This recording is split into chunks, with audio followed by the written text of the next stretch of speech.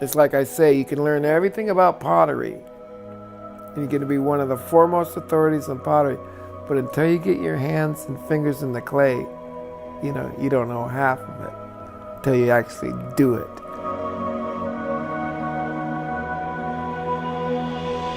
There wasn't many natives at that time in postgraduate work, and I was fortunate enough to be in Seattle at the University of Washington to share my art in the classroom with my students, native and non-native students.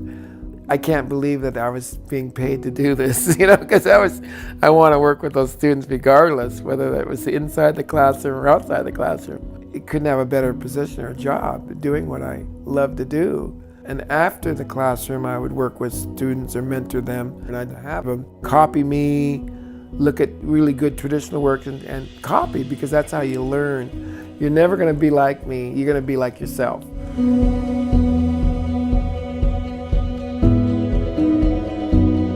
He is an artist first, and that's what makes him different than many of the artists. And through his vision, he can come up with a concept. We did a piece in Ballard, A Salish Welcome, and it has 8 different mediums in it. Steel, concrete, bronze, abalone.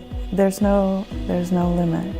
I love that Professor Oliver is out in the world and he is global. When we visit and do our work internationally and we enter these spaces and we see him, we feel his presence, and we also find voice to continue the stories and the advocacy that we do as Native people to make sure that we are still seen as a living culture and community.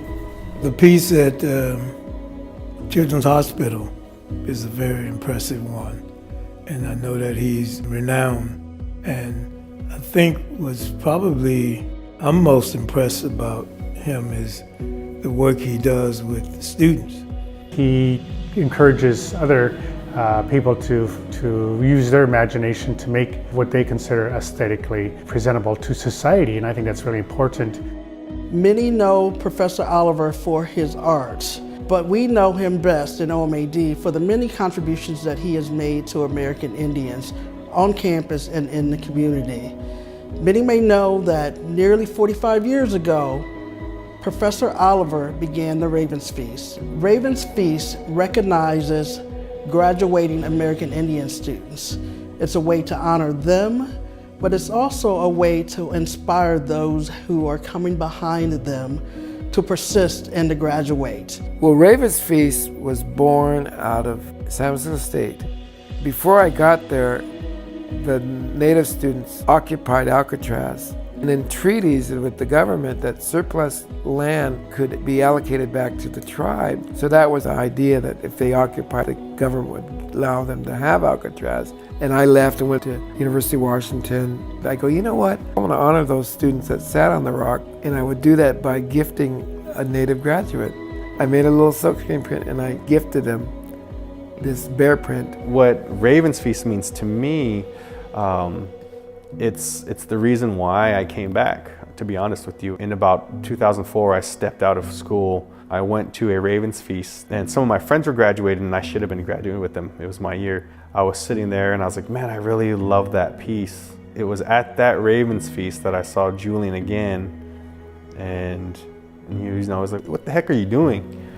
It's because of Ravens Feast that I'd had the desire to come back, and I got my print. I don't know where my diploma is. I don't know where my degrees are. I have never hung them. I don't know where they are, but my prints are right next to each other in succession. Like, here's my undergrad and here's my master's. They're not there to get a Marvin Oliver print, so I never announced the print.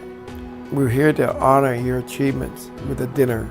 But I always look forward to it because it brings sometimes tears to my eyes to see these students come up, get their print. I wanted to quit school, but I wouldn't quit until I get my print. And now I think I'm going to graduate school.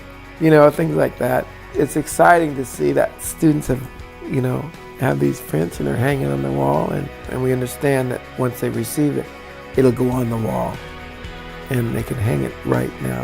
When I saw the message that he was being honored, I think like many others, we were so excited that he was selected for this honor. He deserves such an honor and recognition for all the contribution that he's made and for his professional life here at the University of Washington. Thank you, Marvin. I've learned a lot from you and your family, and it has changed me the way I, look at art. You're a pillar of our Native art community. You've been a great artist and a great person, and I feel honored and privileged to have the opportunity to know you. I'm a professor emeritus now, so I'm retired, but that doesn't stop for doing the Ravens Feast.